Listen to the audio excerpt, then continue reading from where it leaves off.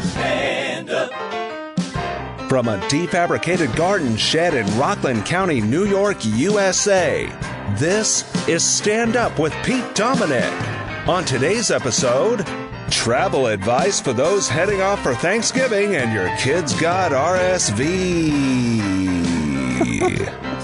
And now, the podcast host who always travels safely and efficiently in his special alien contact grade hazmat suit, Pete Dominic! Yes, sir. Thank you very much, Pete Co. And thank you for pressing play on today's episode of Stand Up. Pete Co, by the way, is gallivanting around Disneyland in Anaheim right now. So if you see him and his mutton chops, say hello. And say hello to James B., who emailed me yesterday about Maura Quint and Michael Cohen, who joined me on the Monday show, saying, I'm officially announcing my vote for M&M Mondays. Maura and Michael are always great. Maura's hysterical takes on daylight saving time and Elon Musk are classic, and I laughed my ass off. And Michael Cohen was his, as usual, smart and clever self. I'd be happy to hang out with either of them and always will give a listen. And in some cases like this one, multiple listens. And about an hour of a show seems good to me. I asked about how long of a show I can put together and get away with. He said there's a lot of things to read and listen to, but your show is always the starting point for what it's worth. Well, I thought that email would be today's starting point. James, thank you very much. Email me at standupwithpete@gmail.com. Joining me on today's show, SE Cupp and Bill Boyle, Bill B and DC. Great conversations. I think you are going to love both of them in what is a little more than an hour today. About an hour and 15 minutes go the interviews. And before that, just want to tell you a couple headlines, a couple news stories that I want to mention, including that early this morning, NASA's new majestic new rocket, as NPR puts it, soared into space for the first time in the early hours of Wednesday, lighting up the night sky and accelerating on a journey that will take an astronaut-less capsule around the moon and back. This flight, evoking the bygone Apollo era, is a crucial test for NASA's Artemis program that plans to put astronauts,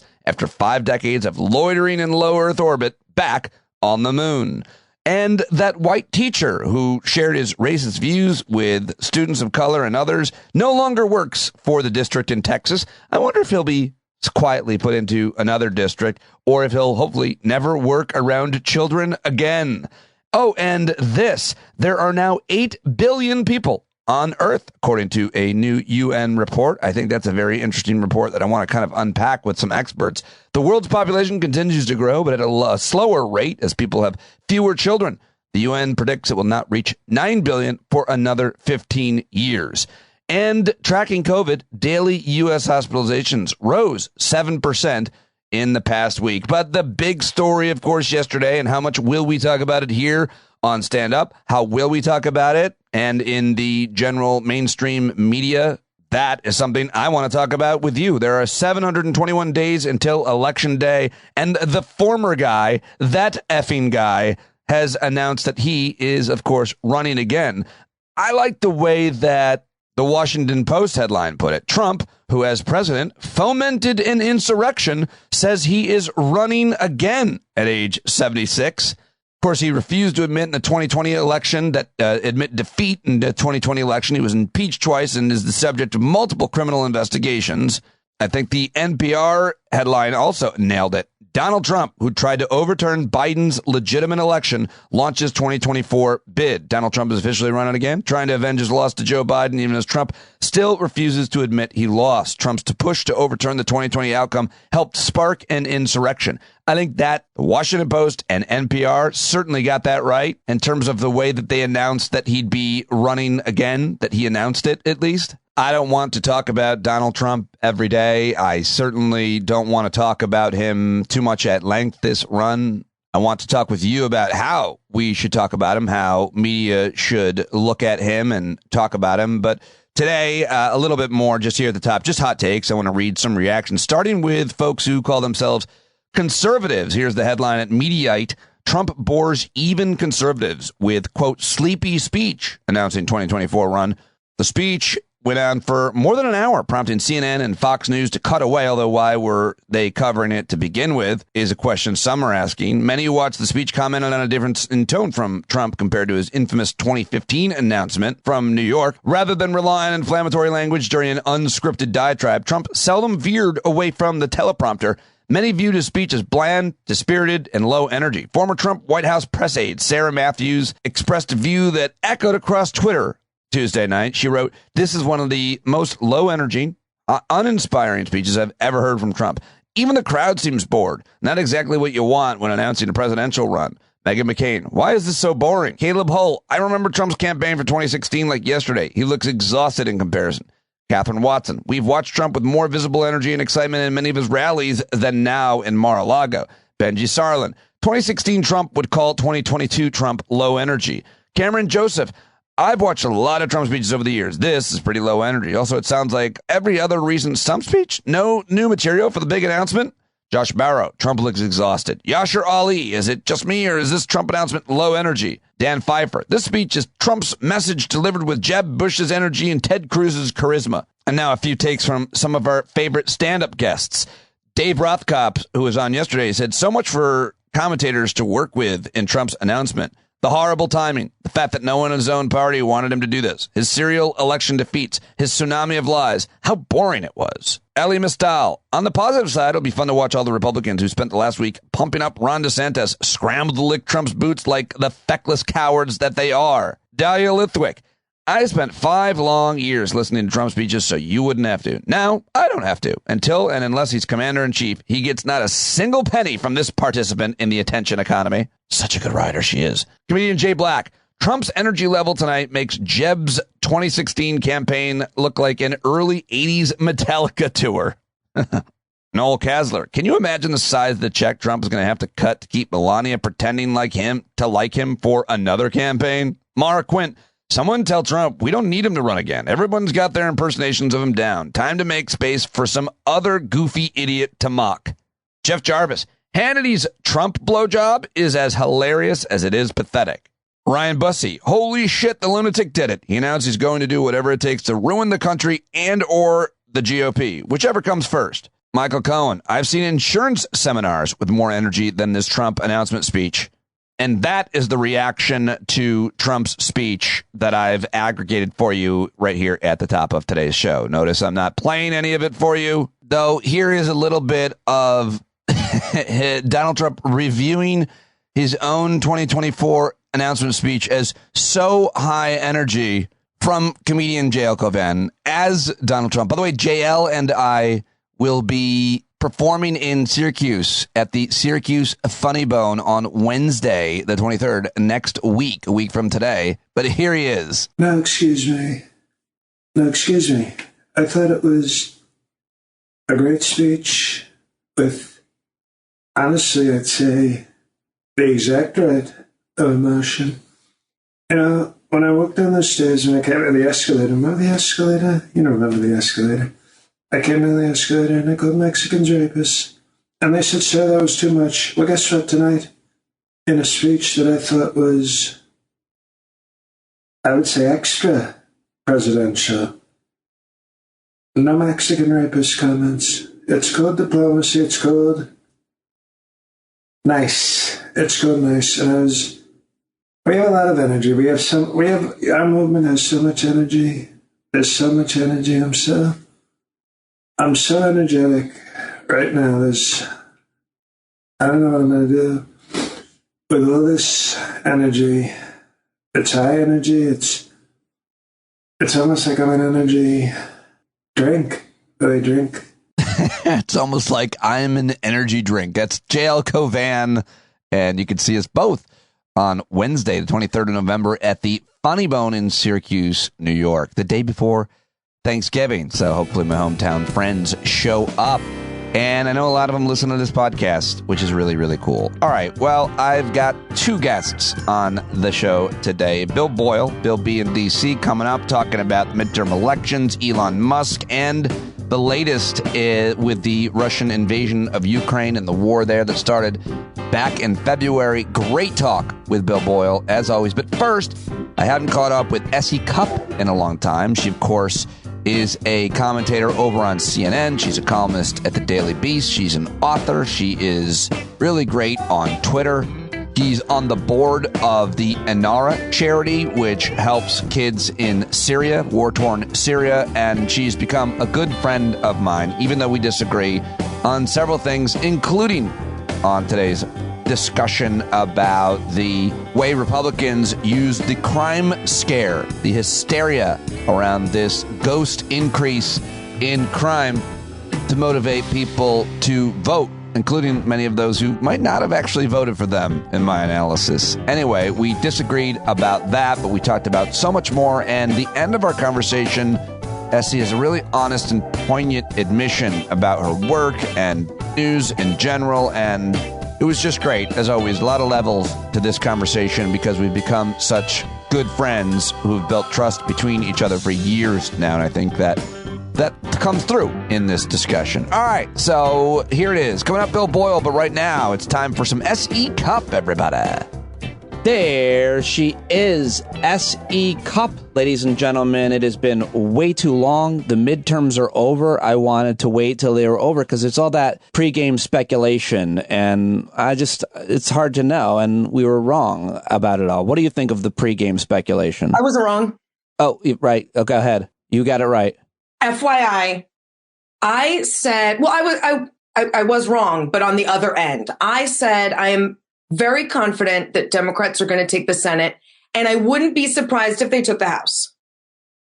Said that about 2 months ago on another podcast. How dare you? And, How dare you? And I didn't get it completely right, but I didn't do the panic. Everyone seemed to have all this doubt, self-doubt mostly. And I think it was a lot of CYA, right? Like a lot of I might have gone too far. And it sort of, completely devolved in the last month.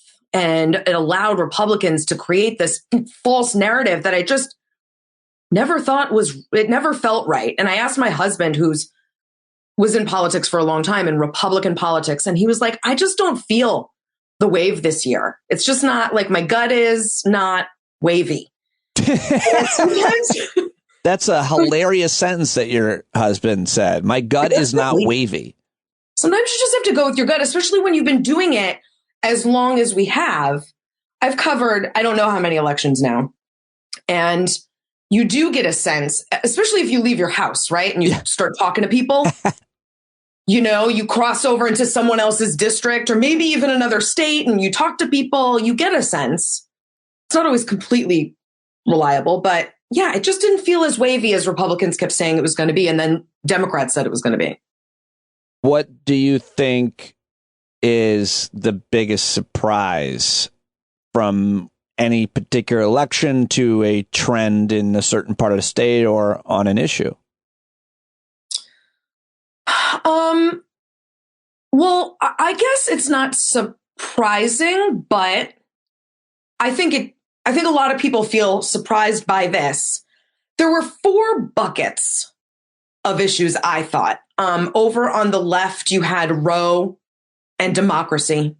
Over on the right, you had crime and the economy. And it was this push-pull, okay, which of these 4 buckets is going to get the most turnout? And I guess viscerally, that they're all important, right? But I think people were surprised that they all ended up being important. I don't think one issue decided this election. I think people have the ability to care both about the economy and democracy, or to care both about Roe and crime. And crime is not a Republican invention. It's real. And people feel it. So I think the lesson might be not Democrats, you were wrong to talk about democracy, or Republicans overdid it with crime or whatever. Voters can handle, can walk and chew gum at the same time. They can care about a couple things at once. And when you had this conflation of competing factors that were all very important, very high stakes, I think it turned out that they did care about all of those things.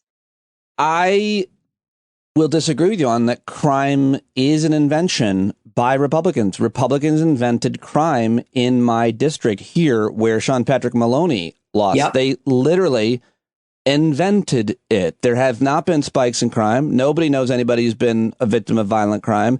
Rockland County, which is the district basically now since it's been redrawn, is the third safest county in America, SE.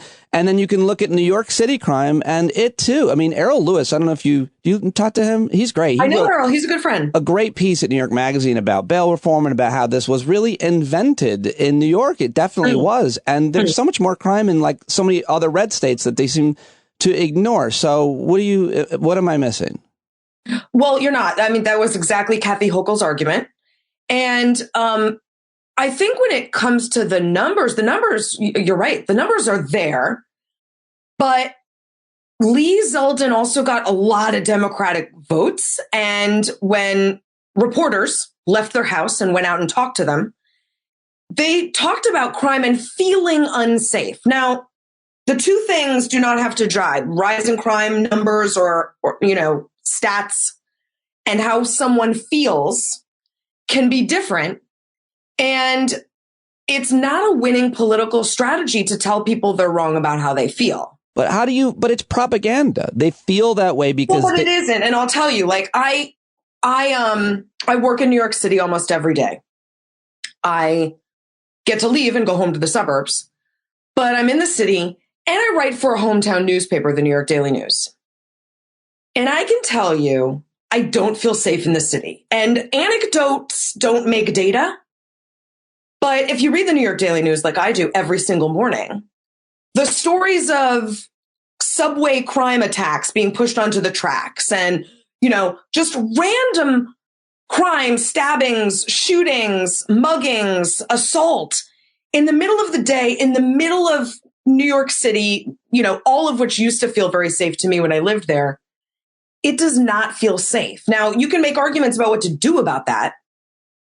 But it doesn't feel safe. And that was true for a lot of voters in all kinds of different cities. You're not wrong about the number. But you can't say that people are wrong to feel unsafe if they do.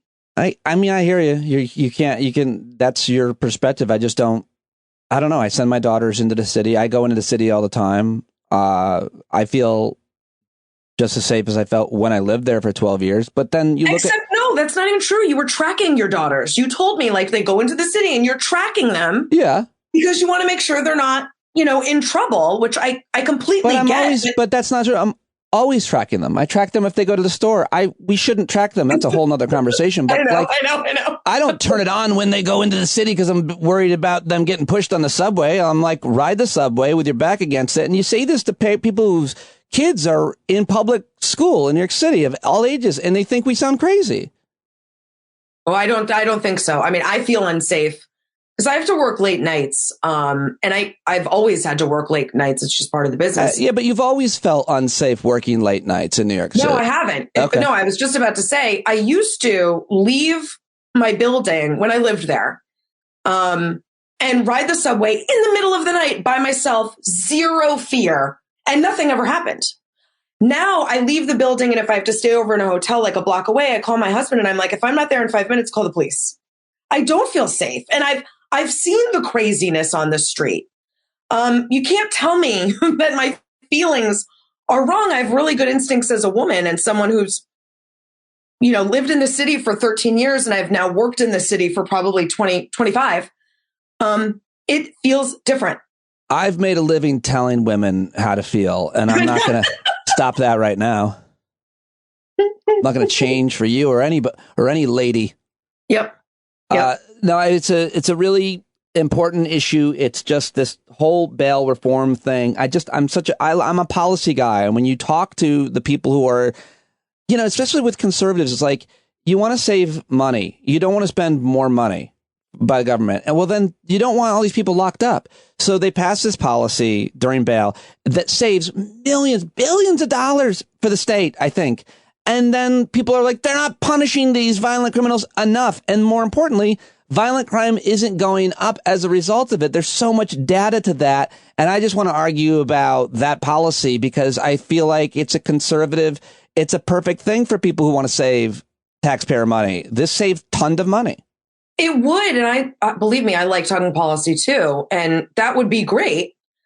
But there have been not one, not two, not three, but I can think of like a dozen stories of someone released. No doubt. From prison, but no 12 doubt. times, But those 12 are times. And the 13th time he killed someone.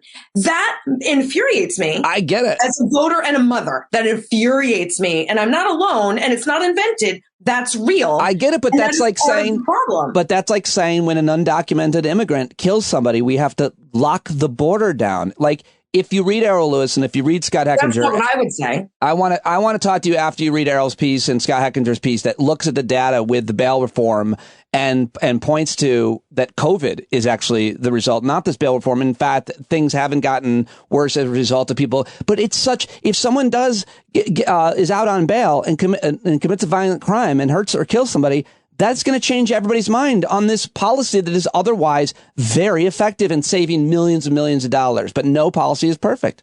There's no way to keep everybody safe all the time. When the stakes are this high, you're right. No policy is perfect. That's what gun owners and gun rights enthusiasts say. But listen, it's so abused, I think, and people feel like, okay, it's not one time let out on bail. It's the 5th, the 6th, the 7th, the 8th. And what does it take? What does it take to put someone away before he stabs a woman in her apartment? I mean, I'm not making these stories up. They have happened. And I'm not arguing your numbers. I understand that. But you're competing against very passionate feelings of a very real feeling of being unsafe. And sometimes numbers, believe me, I've done this with the guns. Sometimes the numbers and the stats do not.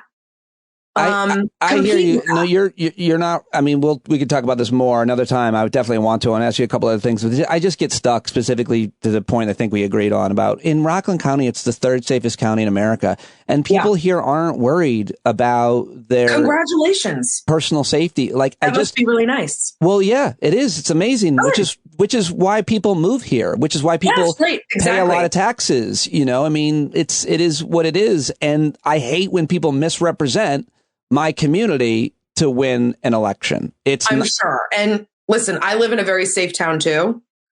And people in my town were not running on crime because it's very safe. But it happened, and I guess it's personal too, because it happened with that Board of Education election I was involved with when they were constantly yelling CRT in the schools. And we were like, no, again, not a thing. You're making up a thing to divide a school system, which we left New York to come for. We had our pick, and they're high taxes. That's why we moved here, because the schools are so good. They're not perfect. Yeah. But that's not a thing that's happening. Listen, made up narrative. You'll get no argument from me that Republicans have been great at using boogeymen and straw men and fear mongering. Believe me, I've been saying this for 5 years. Anyway, when it comes to the midterms, I think talking about crime benefited Republicans. Obviously not enough to be a wave, but I think it benefited Republicans. Something that benefited Democrats, women's health care, women's reproductive rights, abortion, the Supreme Court. What do you think? My question is, what's the phrase? The dog catch the car? Sorry to be so trivial about such an important issue. Meaning on the issue, on the idea that they overturned it and the backlash and Republicans lost, and had a lot of people are saying, I don't know if you agree, a lot of people are saying that if the Supreme Court didn't overturn Roe, more Republicans at least would have won, and it would have been a different situation. What are your thoughts on all of that? Abortion? I think it's unquestionable. I mean, you and I talked about this. I've been talking about this since that night in June when Politico leaked the ruling from the Supreme Court, and I said, "Oh, this changes everything." Yeah. I mean, this changes the landscape for the right and the left in this election. And there was a feeling that issue peaked too soon for Democrats, but I'm sorry, the intensity with which a lot of voters approached that issue and approached midterms did not subside. And what Democrats had to their advantage wasn't this hypothetical.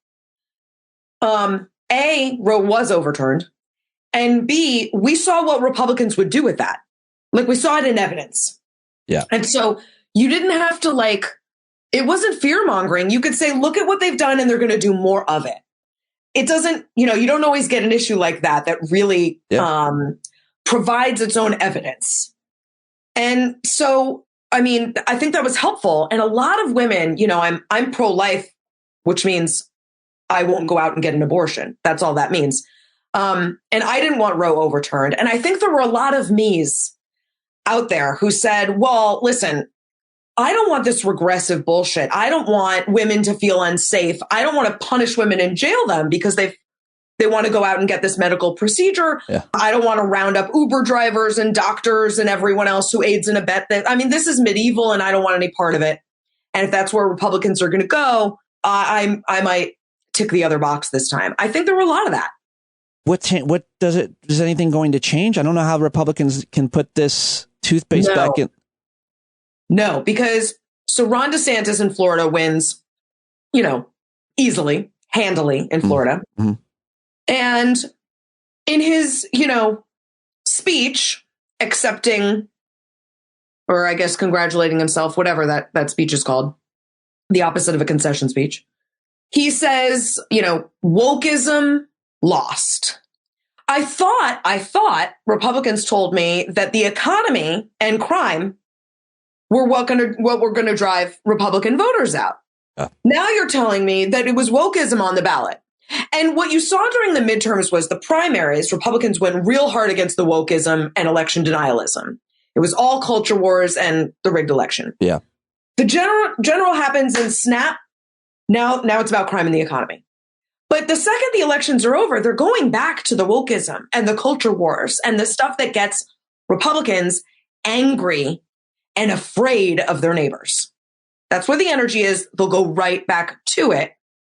And we'll see in 2024, I bet this was a blueprint where, primary elections are going to be all about that. And then a general will be more about economy, crime, that sort of thing. I think it's such a profoundly important statement that you said. You probably made it a lot of times, but I lived it, where neighbors get angry and scared of each other. It literally is going on right now in my community, and it's happening in communities across the country. Certainly even family members. We're headed into Thanksgiving. People are afraid and angry. Those two emotions are very, very at play as a result of a lot of these boogeymen, a lot of these scare tactics, I think. And we're going to see more of that, especially when it comes to schools, because that's where you can really play it out. The books, what's being taught, and all the rest. I don't think that's over, because that playbook has been effective. It sounds like that's what you're saying. It's been effective. And it is Trumpism. That's a part of Trumpism. And especially if Trump, gets back in, I think that's where they go. That's where he instinctively takes the party, and they will follow him there. It's been persuasive in many cases. If you think about like Youngkin in Virginia and Ron DeSantis in Florida, certainly, obviously it wasn't enough for the wave in the midterms. I think it helped in the New York Congress elections. I think it was. That's right. Yeah. Well, a lot of that was redistricted, but yes. Yes, it's been effective in some ways, but it's also shrunk the party. And I think we've talked about this too, that Republicans have decided, okay, we're going to double and triple down on our most loyal, pure, condensed voters. And that will require us to accept QAnon conspiracy theorists, Proud Boys, nationalists, really unseemly characters, because they're pushing out good conservatives, moderates, normal folks like Adam Kinzinger and Liz Cheney, and voters like them. They're pushing them out. Yep. So they have to double and triple down on what they've been doing, which just keeps making them a party of division, not addition and multiplication. Well, you have a piece at the Daily News, the biggest loser of the midterms, Donald Trump. And Obvi. Huh? I mean, Obvi, right? Well, yeah, but I think that Jeff Sessions was the first senator to support him. Trump burned him down. Mo Brooks, I think, isn't he the guy that wore the bulletproof vest at the January 6th insurrection? Yeah, either way, he's a big Trump supporter. Burnt him down. Trump burnt him down. Trump just burnt down DeSantis. And, of course, Mike Pence tried to have him murdered. Yeah. So, now I feel like right-wing commentators, all of which many of them starting to turn on Trump. What's left? Well, I don't know what you're asking. Trump announces he's going to run for president. Who are his supporters? Who are his donors? Who are the people? Everyone that once was. Okay. I give the Trump backlash another 5 minutes. Oh, really? Okay. And if he announces, watch real quick, all the detractors who now want to hold their nose. And, oh, God, aren't we ready to be done with him? Don't we want to win again? Not all of them, right? Like Larry Hogan, governor of Maryland, former, right, is never going to, become a Trump supporter. But all the folks that you're a little surprised to be hearing, oh, let's leave Trump behind. Give 5 minutes. Yeah, Lindsey Graham had the best response because he knows. He was like, I'm just going to wait. I'm going to wait for like 3 more weeks and then I'll decide if I'm supporting Trump now. See if the wind blows. Mike Pence said the same thing. Right. I'm not ready to decide yet if he's fit to be president. Worst. No, he just almost had you killed. But yeah, sure. You wait. You take your time on that. More importantly, his family, yes. Like the worst type of dude or person. All right, before I let you go. 5 minutes. I will be the next time we talk, which will probably be after the holidays, right? Or maybe between Thanksgiving and Christmas. I hope so. Let's mark it down. Let's revisit this exact topic. Are all those people, including Fox and in Congress, still ready to leave Trump? I will also, you have enough work to do, but if you see it, give me a heads up and aggregate all of the pundits and the comments they're saying so we can have a score chart. Because I think you're probably right. And it'll be really, mostly probably right. It'll be interesting to keep track of who said what when. I will, because I'll do it for like a column. I'll do in a month, I'll do a column of look what they said then and look where they are now. Great. So we'll do that. I will. That'll be an awesome column because it'll be about the credibility of these people. It will write itself. And inconsistency. Last question. Yeah, seriously. You just went to BravoCon. People don't know this about you. Maybe some people don't know this part of SE Cupp's life and interests and world. And you're very involved with Andy Cohen related, Bravo related, a certain type of programming. You love it. And tell us what this was and why you love it so much. What is this, BravoCon? Well, I've always loved Bravo. And by always, I mean always. Like literally, I think their first show was called Welcome to the Parker. And no one knows it, but I was early. Well, how would you describe the genre? Because it was Queer Eye was on that, right? Queer Eye for the straight guy, I think. Well, Bravo started out as an opera network. And so it, initially attracted an audience, right? Which included a large LGBTQ audience and a very well-educated and sort of affluent audience. I wasn't behind the scenes to know how they decided to turn to reality television, but it was such a smart move because the audience that it had and then started attracting more and more of really, really sunk their teeth into it. And it was nascent reality TV at the time. You had things like, the Osbournes show, early Project entrance Runway, into $1 Million Listing, Top Chef. Well, that's all current, right? So, it's exploded into a universe now where there's shows that take place on the other side of the world that we watch, Real Housewives of Dubai, Below Deck Croatia. It really has taken off. It's an incredibly successful network because they know exactly what their viewers want and they keep giving it to them. They have very rare misses. Anyway, so I love Bravo and I've been lucky enough that over time, Andy's let me into the little world. And so I do Watch What Happens Live occasionally. I interview Bravo celebrities at events like BravoCon or, on stage as they do their tours and stuff. Because I'm a super fan and I have an encyclopedic knowledge of what goes on in the Housewives. So I went to BravoCon to again, do some panels, interview some people for their programming. And then, which was so fun. And then afterward, I walked the floor. And this year's BravoCon was at the Javits Center. And for people who don't know, it is massive. It doesn't get much bigger in terms of convention centers. Huge than convention the Javits Center. Yeah. Miles of merch and halls and speaking venues. And it was extensive. And I spent a couple hours walking the floor. and ran into a bunch of fans, which is always nice. And then a bunch of Bravo celebrities, which is super fun, and a bunch of friends. Bravo. But what I noticed most, and this is why this weekend changed my life, Pete, I'll be honest. This was this past weekend, BravoCon. This Bravo weekend changed my life. Go ahead. Because I'm walking around and I'm seeing lines of people waiting hours to meet Teresa Giudice, for example, or, Ramona Singer, whoever they're waiting to meet, their favorite Bravo person. And they're so happy. They're so excited to be there. And I'm looking around at all these smiling faces, and it becomes apparent to me, I don't make anyone happy in my business. We make people scared, afraid, angry, sad, anxious. And I don't know anyone who is in my business that is happy, right? We are all kind of miserable in this political landscape and in this awful media landscape too. I mean, media is really changing a lot and it's tough to stay afloat. And I thought, my God, I didn't realize how hard my job was on me, and that there were jobs where you could be happy and making people happy. And so I thought, well, I need more of this in my life. I need more of this in my career. And it doesn't mean I'm not going to do politics anymore.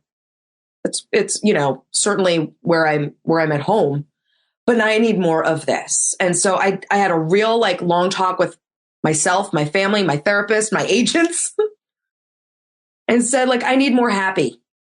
I need more happy people. Do you have an ideal type of job or show or maybe not even media? I don't know. Is there something that if you could draw it up, pitch it to me right now, the perfect SE Cupp makes you feel happy, satisfied, purposeful? I mean, it really could live in a number of different spaces. And so we're actively pursuing some fun opportunities, but travel. You and your team of people? Yeah, my team of business agents and producer types and media tycoons. Sure. You're a media tycoon. Go ahead. No, we're trying to think differently. No, this includes my publisher, Sure. Folks in my universe who, let's face it, want to make money with me. Yeah. We're actively thinking of different ways to make money.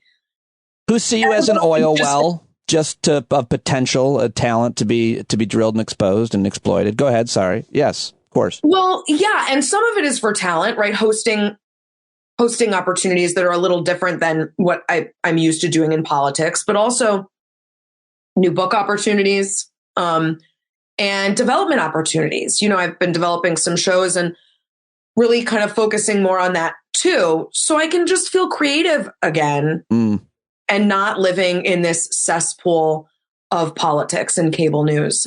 It's tough. I didn't realize how tough it was really until I stepped into a world I did not want to leave. I did not want to leave that world because it was such an escape. And that's how Bravo has been so successful, by being an escape for so many people from whatever it is that, is hard. Yeah. I understand why it's so appealing. And I understand why you love it. And I have a million more questions for you about that experience and everything. But I want to do a show with you that I want you to produce the show or do it yourself, which is a bunch of dudes my age talking about all the serious shit that we deal with mentally and emotionally, and worried about our kids, our marriage, our future, our careers, our finances, anxiety, depression, aging, mortality, all of it.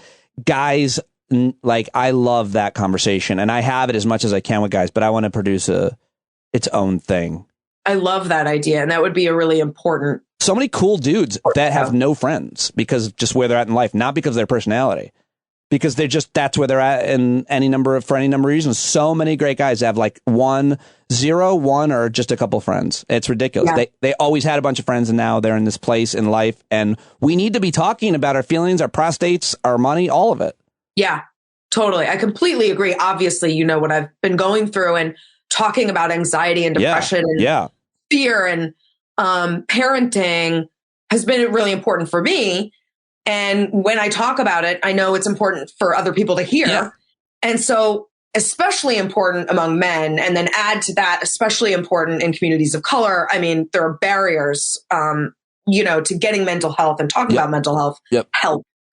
And there's all these male cultural bullshit. Also, I love, the main thing I like to talk about with my closest male friends is parenting our daughters in this case. And, we talk about it all the time. We analyze our opinions, we share, we commiserate, we show empathy for. My husband says the same thing, that it's great. We have, our son has special needs. And when he gets to talk to other parents, other dads, right, who live in our space as well, nothing feels better than that for him, right? He feels so lucky. He can just be a normal guy, having a normal conversation about some of the challenges of parenthood without feeling weird about it. So important. And you just get more ideas on how to deal with everything and make everything and create less suffering and more joy, to simplify it exactly right. If I had to. Well, let's do that show, Pete. I'll do it with you.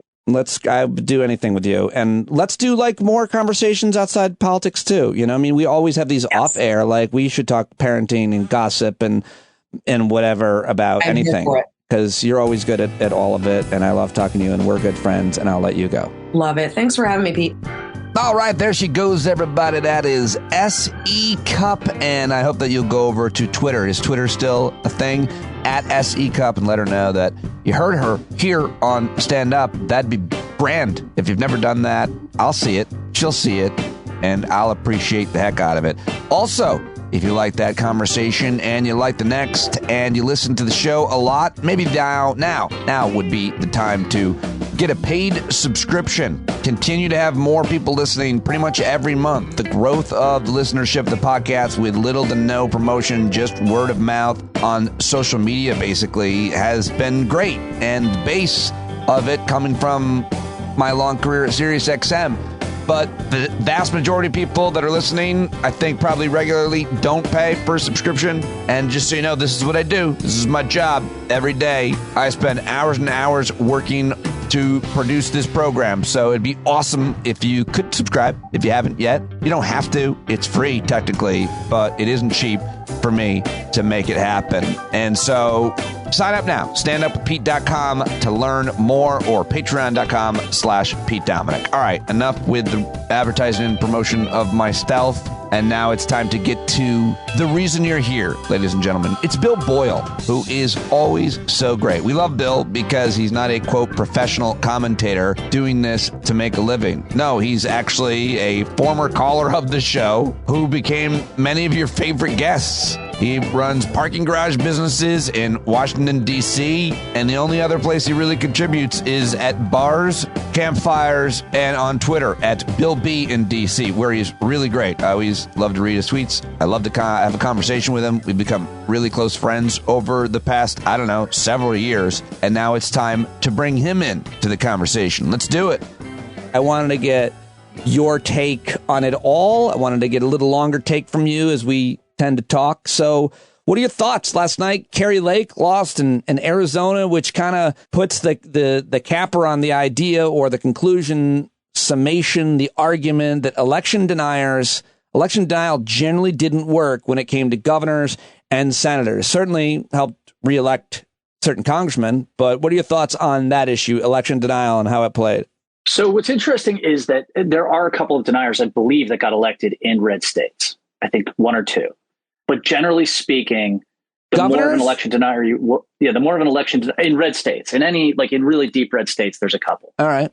But in any state where it matters, where there's any doubt of the outcome, right, all the election deniers lost. And I think it really gets at something, which is that when there's enough voters, even close to enough voters, who actually care about the election or think it matters, people don't like to hear their vote doesn't matter. They don't like it. And I think also that there's an element of sort of how Trump was like a big, exciting drama for a while. And now we've just had COVID. We have a war in Ukraine. We have huge inflation, all the stuff that is supposed to really screw an incumbent administration during a midterm. And it didn't.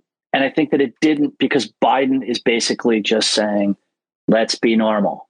Let's get back to normality. Do you also think it didn't because the case that a lot of people, including our friend Dave Rothkopf and others have made, Michael Cohen, who I know you like, has taken a lot of things because Biden has gotten more done than any president and potentially in our lifetime for people that they can see or, you know, some people argue will be about to see in the next 2 years because of the legislation that passed, the war that ended, and so many other things. So I think the war ending in Afghanistan hurt him, actually. You think that played any role on election day in anybody's mind? It did. Really? It did. Because Rothkopf said nobody's even thought of it. Well, what does Rothkopf know about anything? Oh, but just saying. The bottom line is that Biden was around 48, 50 in approval rating before he pulled out of Afghanistan. That knocked him down to 39, and it took him forever to claw his way back to 45. Without pulling out, he could have stayed in Afghanistan, which would have been a mistake. But what about we give him credit that he bravely ended a war? President Obama couldn't do it. Presidents have a hard time. Maybe it helped him. It certainly helped him with me. It helped him with people like us who actually know what's going on and understand the geostrategic issues and why it's immoral to keep people there. Most Americans are perfectly happy to stay in Afghanistan. Right. It hurt Biden. It hurt his standing without question. So, you know, and by the way, it was still the right thing to do in the long run, very much the right thing to do, because a war in Ukraine would have been vastly more complicated to deal with if we were still in Afghanistan. So there's that. I think what's going on is that people want normality, and I don't think that's a classic Democratic thing, by the way, for people to think that we provide X, we give you health care, we do this, we do that, and that boom settles things with the American electorate, and they're going to vote for you. That is true, but only indirectly. Most voters vote on very short range things, how they feel, what's happening to their wallet, what's happening to crime in the streets, or their perception of all of those things. Or their perception, a really important point, because this whole anti-woke, you know, the Ron DeSantis and others, you know, that I dealt with at my school board election, this CRT stuff, like they perceive that these things are being taught or that crime is being, but it's not. It's just a ghost. They made a ghost, and it's really haunting to a lot of people who don't pay attention, unfortunately. Yeah, and if you notice in this election, that ghost only worked very unevenly. Yeah. Republicans did much better in red states. They did much better in New York, and they did much better in Florida. It didn't really work anywhere else. In fact, they lost ground. This is the first election since 1934 when the incumbent White House party during a midterm did not lose a single state legislature. In fact, this administration managed to add more than 100 state legislatures, state reps, state house seats in the country. That is like something that hasn't happened since FDR. And what that tells you is that the country is basically not buying what the Republicans are selling, except in a few places. And that's what happened this election. Everyone thought it was a red wave. It was a red wave in a couple places, and that's it. For most of the country, it was a flame out. If not in Colorado, it was a blue wave, went the other way. So that would be my Michigan take on it. Seemed to be. Say again? It seemed to be the case in Michigan, too. Yeah. Where they took over the legislature, one that you mentioned, the women at the top there, Charlie's Angels, as they posed as. They did it. I didn't say it. They posed that way at one point, the Attorney General, Secretary of State, and Governor of Michigan. All right, so what about Trump announces apparently tonight that he's running again because he doesn't want to go to jail, is what a lot of people are saying. But I just took to SE Cupp, never bet against Donald Trump. A lot of people denouncing him right now, from the governor of Florida, who people say there's a lot of interest in stock into right-wing media stars, but they'll all come back to him, she says, and other people say never bet against Donald Trump's power, influence. It's a cult. So here's the thing, right? Some Republican-leaning group ran out and did a poll of DeSantis versus Trump in like 5 states, Iowa, Florida, wherever. And it showed that DeSantis was up now 7 points, right? Then Morning Consult and Politico put out another poll that showed Trump hadn't lost any ground at all to DeSantis. It's really early days. to think or to decide that Trump is really losing out to DeSantis. Trump is certainly adding to that feeling because he certainly thinks so. He's freaking out and he is attacking DeSantis. But the bottom line is that, 51% of the Republican base still loves Trump at least, right? And DeSantis has to actually beat him before we actually can say that Trump is done. Right. And we're a long way away from that. I mean, I'll tell you this, DeSantis is just as bad in his own way as Trump. And so it's kind of the same sort of marketing. He just presents as a more capable, less ridiculous Trump. Yeah. That's it. So there's not, in other words, if DeSantis manages to push Trump aside, it's just it's a less virulent form of Trumpism. It's not like the GOP is going back to what it was. Right. And that's probably the most important point about the future of the Republican Party with or without Donald Trump is blank. Bill. Right. It's what? The future of the Republican Party is... It's bad because it's going to remain... They can't go back on abortion where they outlawed it, can they? No, exactly. In fact, they'll be punished by their base if they don't try to make a national abortion ban. They'll be they did that thing that Lee Atwater would tell you never to do. You use the crazies, but you never let the crazies decide what your policies are going to be. They didn't have any choice. Well, right, because they had run out of ideas and they had run out of levers. Yeah, because they're run. This has always been my thesis, and I still firmly believe it. Republican policymakers, politicians are run by right-wing media, Mark Levin, Sean Hannity, Glenn Beck, right. Alex Jones. They have no consequences for anything they say. So they get these people elected. Then they try to hold their feet to the fire. They can't hold their feet to the fire because they have to govern and they can't perform magic and people aren't demons. But there's nothing you can do about that. Paul Ryan, John Boehner, Kevin McCarthy, you can't do anything about it. They are run by the right-wing media. I firmly believe that. Well, it fits, Hoffer's old statement that, movements begin as, crusades and end up as rackets. Sure. And that's what's happening with the Republican Party. I mean, look at what you just described. You just described a bunch of people who make money from the party. Trump himself does these fundraisers that they're for Walker, supposedly, but Walker gets 1% or 10% of the money. Trump gets 90% of the money. The Republican Party right now explicitly is a racket that's taking advantage of people who are too dumb to realize it or too committed to the crazy ideas these people are selling. And so I think that the future of the Republican Party is not going to be good. I mean, if every election there's going to be a slate of crazies in 30% of all the seats that run on the Republican ballot, they're going to start losing out again. They're going to keep losing again and again and again. And, we're going to see if DeSantis manages to overtake Trump, the U.S. media is going to love him for 6 months. And then he's going to do the sort of things that Trump did. And he's going to make crazy statements about elections and everything else because he has to, because that's where the base is. Right. So until the Republican base stops being what it is, Republicans are going to get ineluctably pulled back to that base. That's it. I mean, do you think Mitch McConnell wants to be running a party doing dumb shit in elections? No, but the evangelical Christian nationalist right runs the party along with those. That's where the votes are. Those broadcasters, those influencers I mentioned, and you can't control it. So we get to the point where Democrats are groomers and demons, and we're dehumanized, and that's a very hard thing to combat. And I think any Republican in leadership would tell you that. Yeah, and I mean, there's a great story that Boehner tells about, I forget who the crazy lunatic of his era was, but he brought her into his office and totally ripped into her for saying something insane on national TV.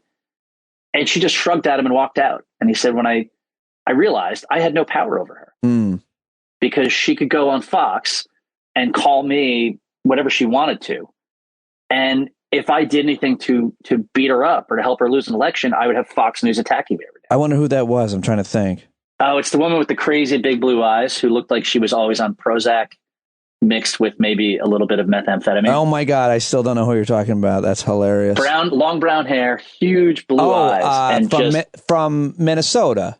Mm-hmm. Michelle Bachmann. I feel terrible. I forgot her name. She Her crazed look is burned into my brain. Oh, she was really, I forgot about her. Where is she at? Because she was definitely the Marjorie Taylor Greene, Lauren Boebert light. And I don't mean to just be sexist, but I mean, I'm going to be. I mean, I'm comparing women to women and men to men, but. No, she's still around, but she's not in Congress anymore. And no, I know, but she's like the woman who I'll never forget. She said women should be subservient to their husbands. And I thought that was the wildest thing I'd ever heard in politics as long as I'd been covering it. Innocent days. Yeah, right. Innocent days.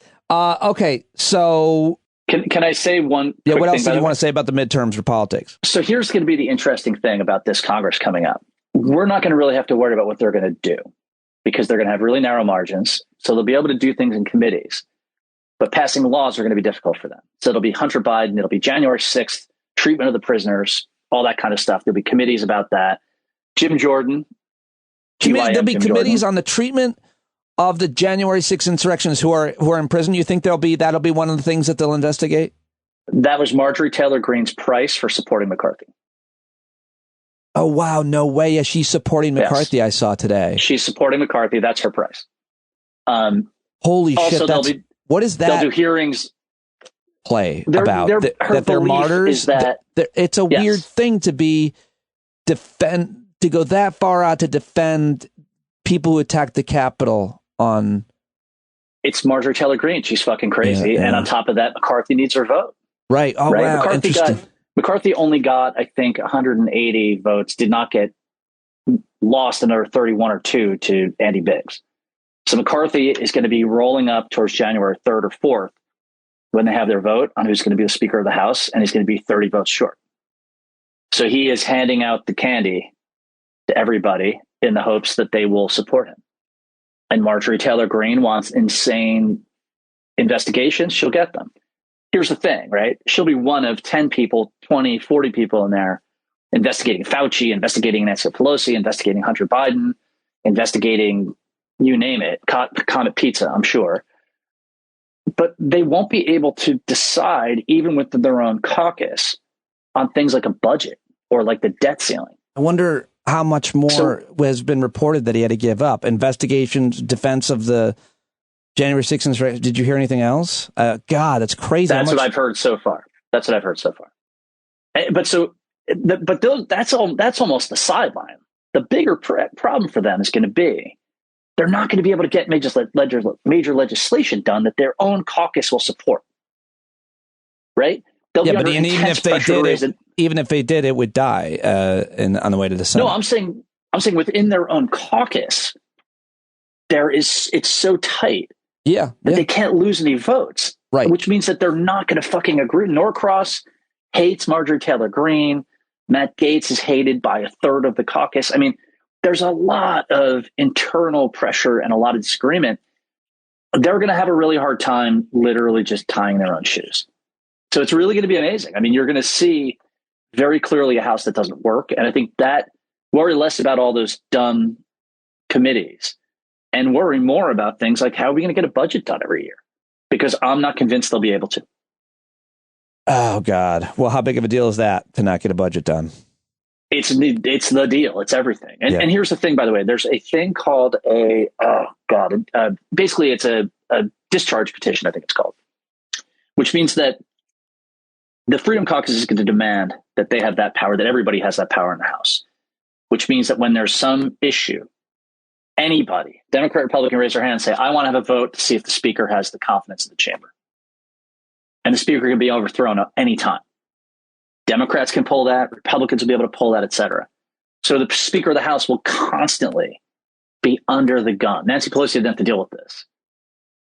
McCarthy will. He'll constantly be under the gun of being overthrown at any time. Boehner had to deal with this, and it's just a mess. It makes it impossible to do anything.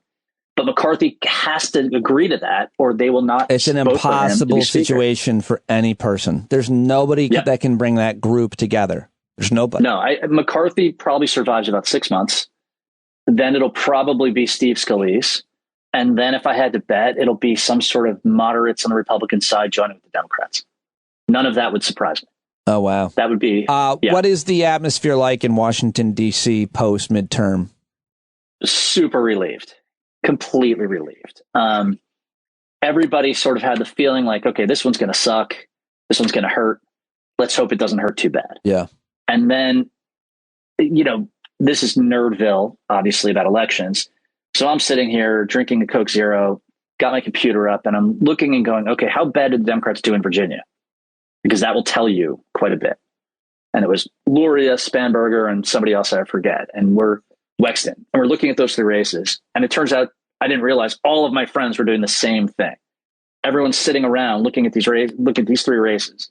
And boom, suddenly it looks like the Democrats are going to win 2 out of 3. The one they lost was the hardest one to keep. Why was Virginia the bellwether? Just because of the makeup of those districts that they were running in? And makeup of those districts, and it's right here. Yeah. So we all know those districts. And on top of that, it comes early in the night.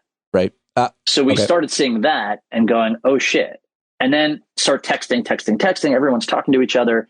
And I mean, I was up till 2:30 in the morning that night, just following these races and going, holy shit, it's not falling apart. It was a revelation. It's the first election.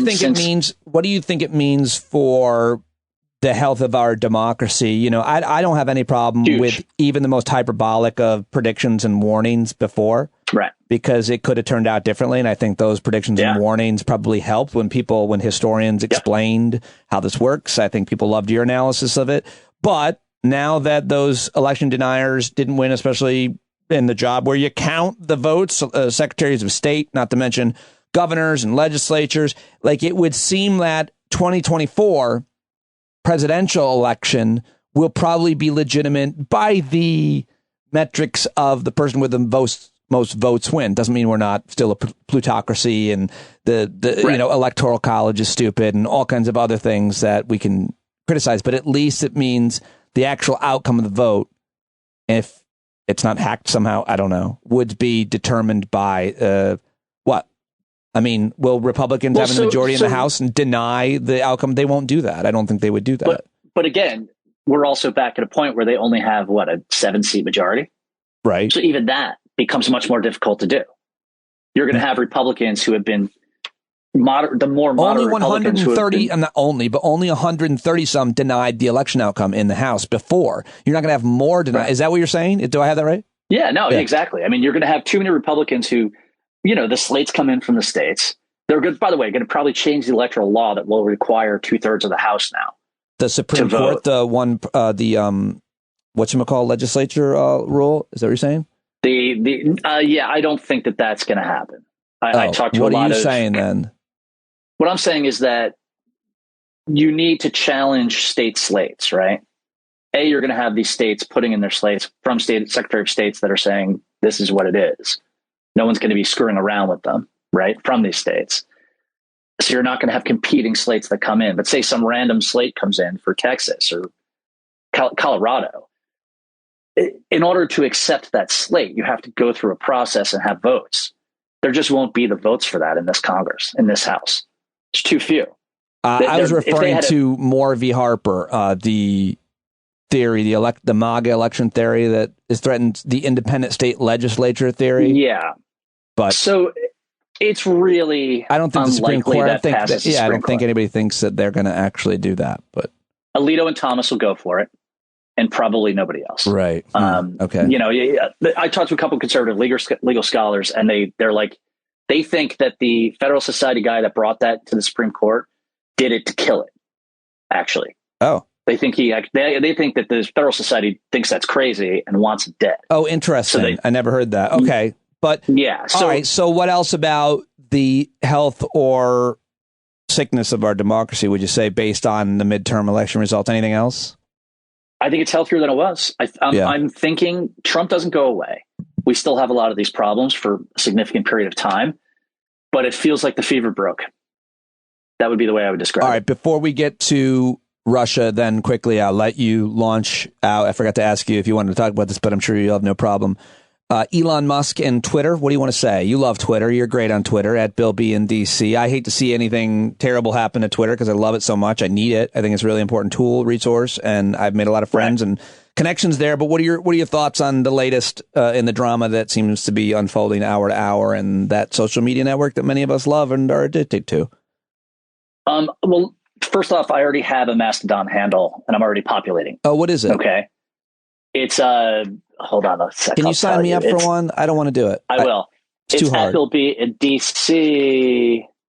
Hold on one sec. I'll share it in at the mastodon.social. It's on my Twitter. It's on my Twitter handle, so you can find it. You set me up with one. Elon Musk is doing that really incredibly Silicon Valley thing of running into a company with the idea that if you disrupt and you stir things up, that's how you make a lot of money. That's how you change things. That's how you create the culture that's going to generate all this money. His problem is that I almost wonder if he is at least emotionally autistic, because he seems to not understand the business he's in. On Twitter, it's about your credibility. Wow, what an insulting thing to say to anybody who's got emotional autism. No, I mean, I think he just can't wrap his head around how he looks and the effect he's having. There's autistic people in my family. It's not meant as an insult. I think I know what you're saying. Cannot get his head around it. And it's amazing because he's running a site that 92% of its revenue comes from advertisers. Advertisers don't like things like a U.S. senator being impersonated and putting out false information. They don't like the guy who owns the site to be like this edgelord shitposter who's attacking that senator or saying you vote Republican in the midterms when Kerry Lake is running. Like 92% of your revenue comes from there, and you've just taken on $1 billion a year in interest payments.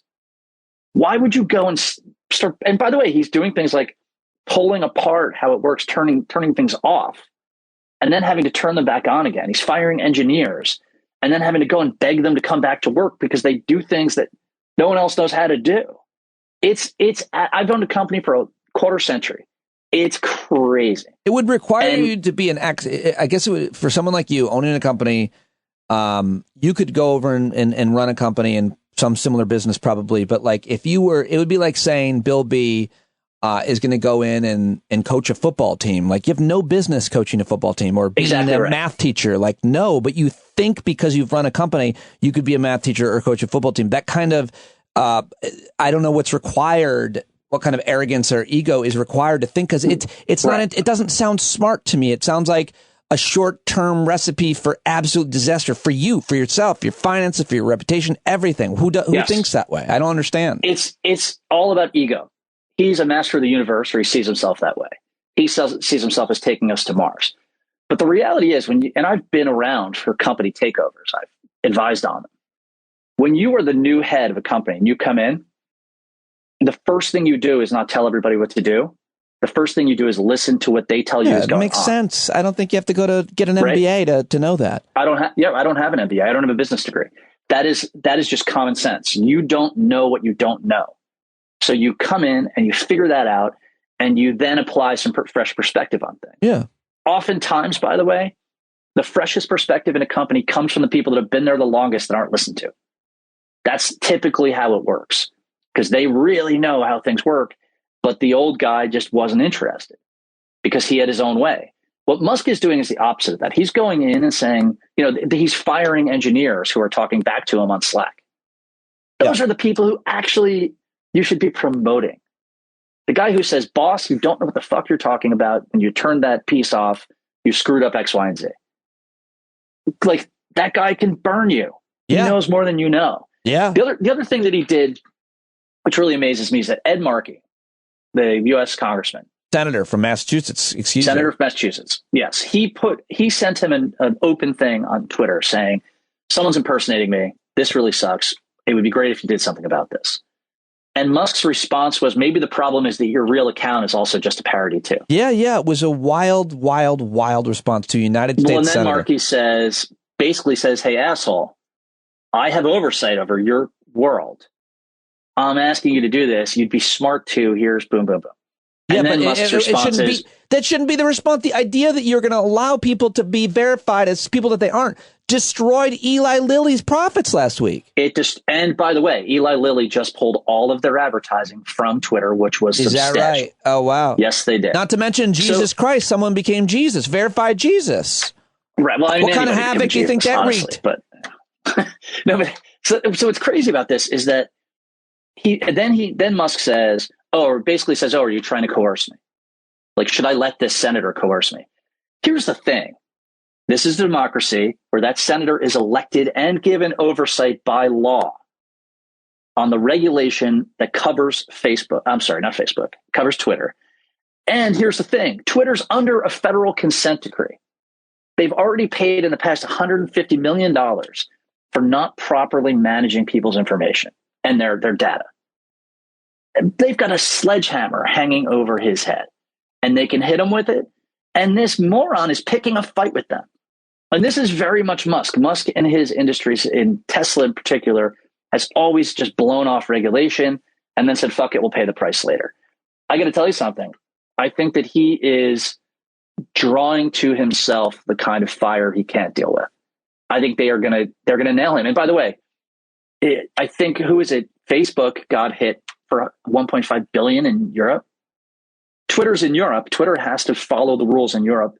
Because they have to follow the rules that are in the EU, those apply in the US as well. Because it's a transnational it's just nuts. platform. He's gonna get knocked out by regulators. They're gonna start fining him millions of dollars. I'm surprised I haven't seen anybody writing speculative pieces about what it would mean if Twitter just shut down and went away, because it's so valuable to so many individuals. That's for damn sure. Sure. From me all the way up. Yeah. But companies too. I mean, you have other ways, other social media networks, but fire departments use it. State governments use it. Town governments use it to announce snow. I mean, Twitter has become intertwined into sort of regular life in a way. And I think what inevitably happens, right? Not young people. Young people don't even know. My daughters have no idea. Never check it. Don't have it. Don't use it. Well, and this is the thing. It's software. No one has to build 1 million miles of fiber optic to make it work. Right. Mastodon is already making a good play to take on Twitter and to take their business. And you'll see very quickly either Mastodon does it or, Jack Dorsey from Twitter is already out working on another platform that's going to be Twitter on steroids. Someone else will just do it, and then it'll be adopted, and that'll be it. And Elon will be sitting with his $44 billion of spent money that isn't worth anything. All right. Well, let's go to Europe. You mentioned Europe regulation and talk about the latest in Russia. Few different things. I guess the biggest and most important thing, I talked a little bit about this with Rothkopf yesterday. I obviously wanted to get your take, was that the Ukrainian people have taken back Kherson, as you taught me to pronounce it. And it can't be underscored how emotional that has been clearly for them and people like you and others who watch it closely, who have ties there.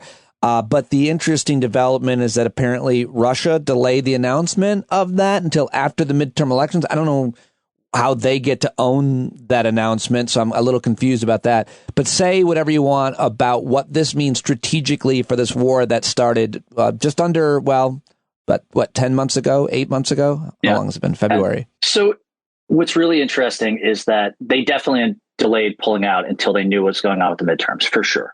Russia was not chased out. It was a little more complicated than that. What Ukraine was doing was slowly corroding the Russian position in Kherson. The Russians had actually done something fairly well in that they managed to continue to supply their soldiers in Kherson when a lot of people thought they couldn't. But what they couldn't do is maintain their fighting ability.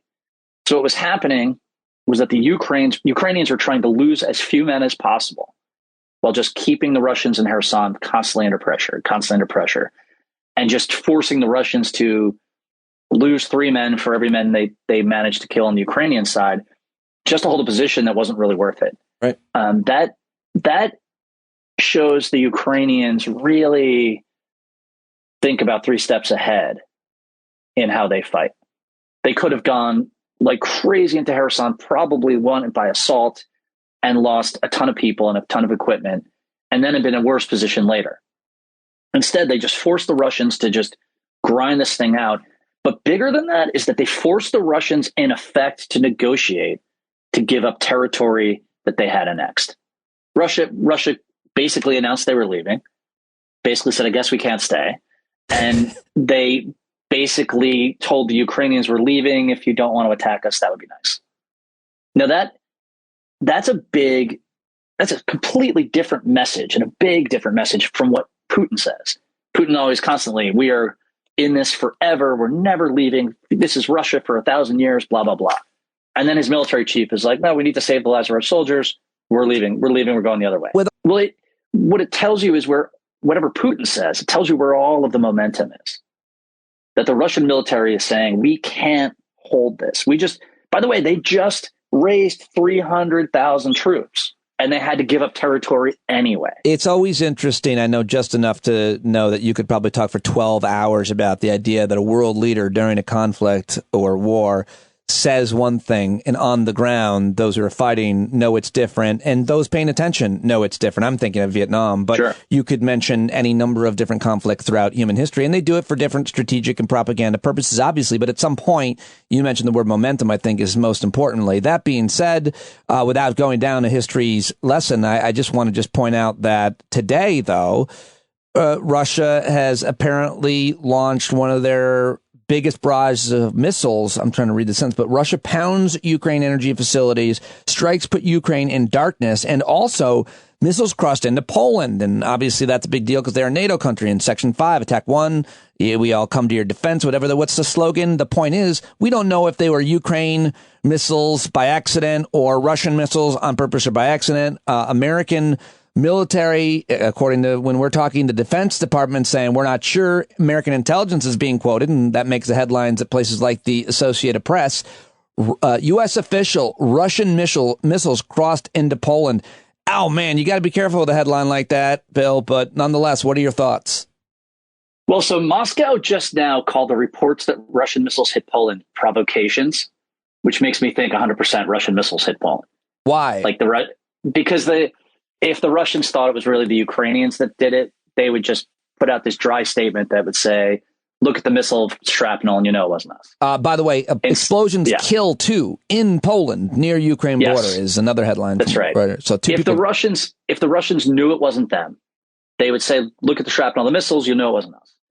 The fact that they're calling it provocations means, the usual Russian bullshit of, do all missiles obviously have the Americans put a Russian missile there and blew it up, right? Like, that's going to be their argument. Now, I don't know if you remember this, but I just watched Clear and Present Danger. Do all missiles have a return address when you're looking at the explosion? Can you always tell after, I don't know that you can. Generally speaking, yes.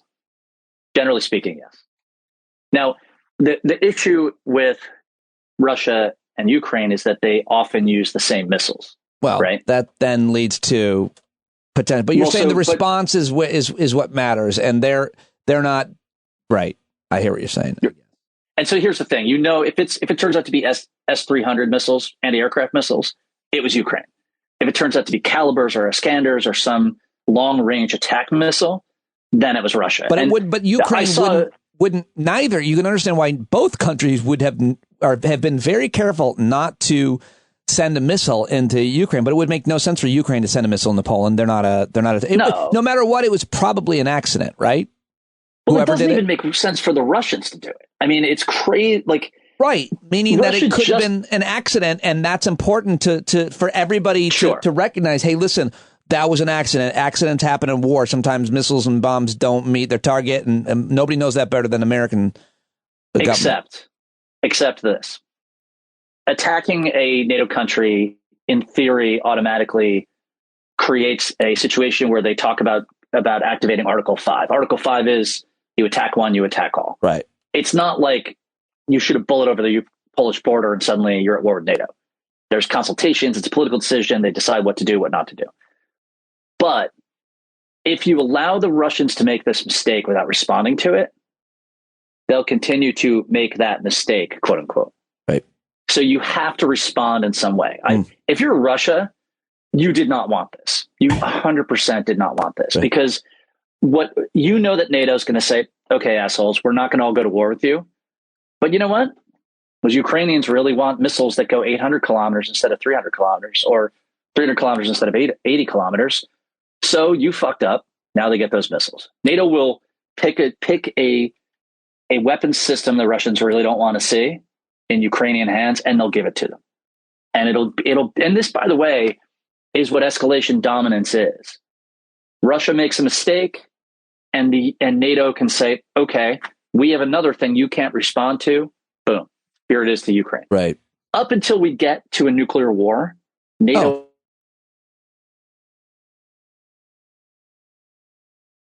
And of course, everyone's dead, including themselves. Hold on, you froze for me at up until we get to a nuclear war. I don't know what just happened here. Go ahead. Can you hear me now? Yeah, I got you. Say that again, that point. Okay, so up until we have nukes, or we go to nukes, NATO continues to maintain escalation dominance. That's just the way it is. So this war was already not going well for Russia. It just got a little worse. Right. Because what else do you want to say about that? Or do you want to say anything about the president, Biden meeting with the Chinese president? Anything else? Final words from the great Bill Boyle. So what's interesting about Biden meeting the Chinese is that China, is still putting out statements that are very bellicose, right?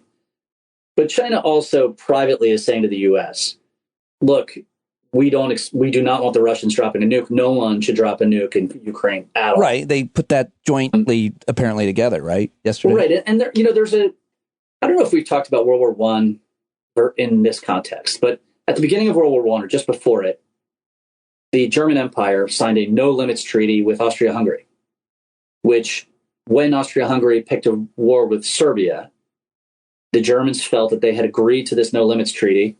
So they went in to support they went in to support Austria-Hungary. That brought the Russians in. That brought the French in. Boom, you have World War I. China signs their no-limits treaty with Russia 6 months before the Russians invade Ukraine. But the Chinese know the history.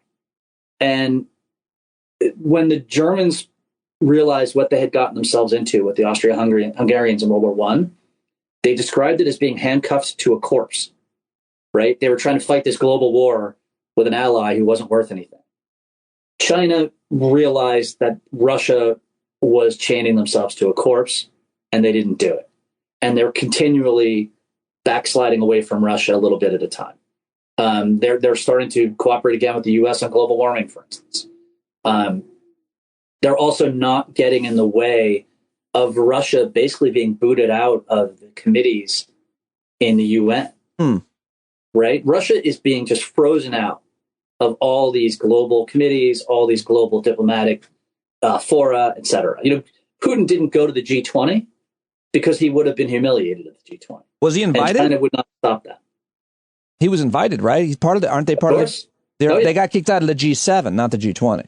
That's right. He could have gone to the G20. Instead, they sent Lavrov, who basically was on the fringes of it and being lambasted by everybody everywhere he went.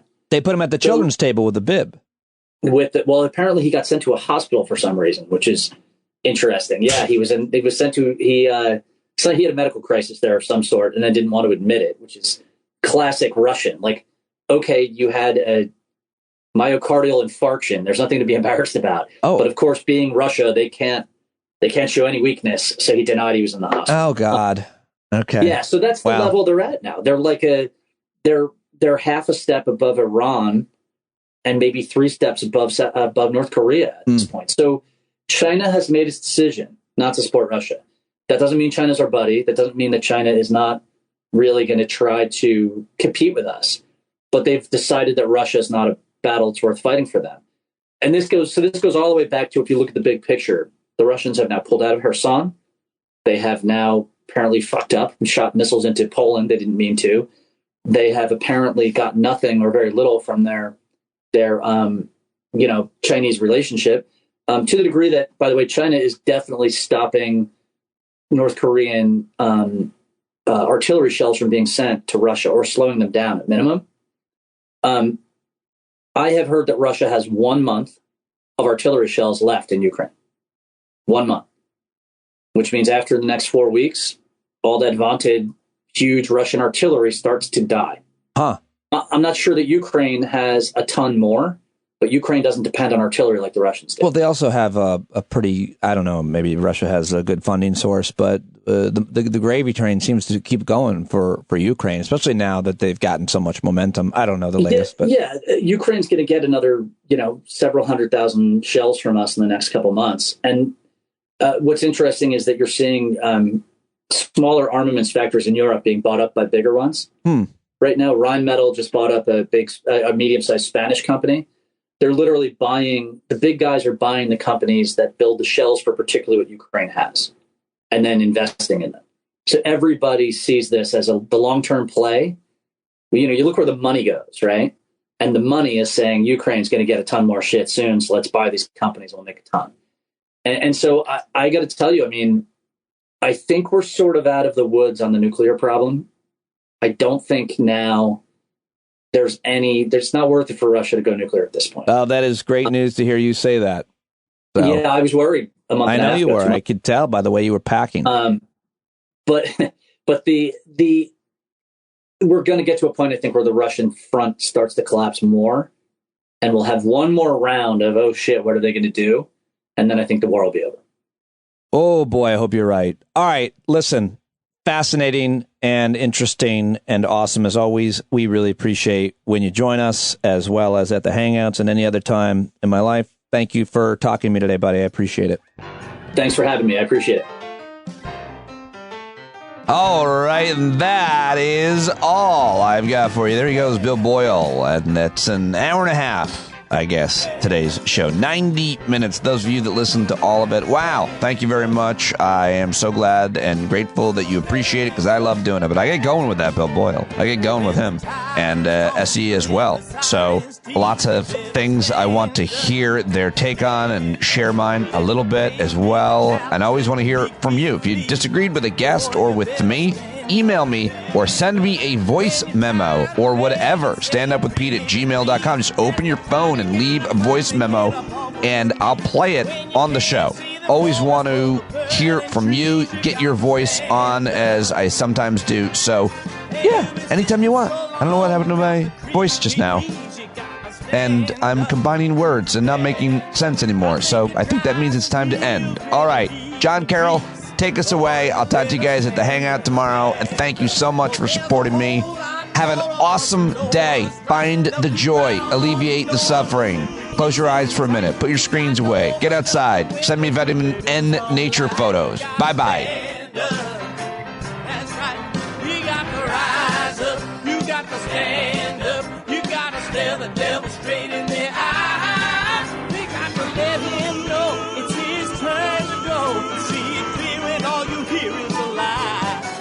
Don't get up off of your butt, get down off of your fence. Even if it ain't a very friendly audience, well, they'll begin to listen when you start making sense. And you stand up, stand up. No need to point your rifle to defend your town. Just stand up, stand up. You know they can't deny you what you're laying down. Boy, you better stand up, stand up. Show your face of every color, yellow, black, red, and brown. She's the place where every lost child will finally be found. There's only one thing to do before we stand our ground, and that's stand up, stand up. Well, the founding fathers saw a land for all. They had to stand up, they had to stand up. They had a keen imagination for a crystal ball, drawing all the plans of stand up. But all they had to go on was the time they were in, with other causes for laws, and since they weren't even sin, they knew that change was gonna come before the change could begin. They had to stand up. All right, they had to stand up. We got to stand up. We got to look the devil square in the eye. We gotta let him know it's his time to go, and make it clear when all we hear is a lie. Why you lying awake wondering where the money all went? It'll be the cost of freedom that'll go unspent. You can see him flee the scene of that experiment if you stand up. All right, we got to speak up, we got to reach up, and raise your voice in every way you know how. Don't be toes up, you got to show up. Ain't no better time to do it but now. No need to pledge allegiance to no wanton tribe. Rise up, show obedience to the voice inside, and listen well, and it'll tell you not to run and hide. It says stand up.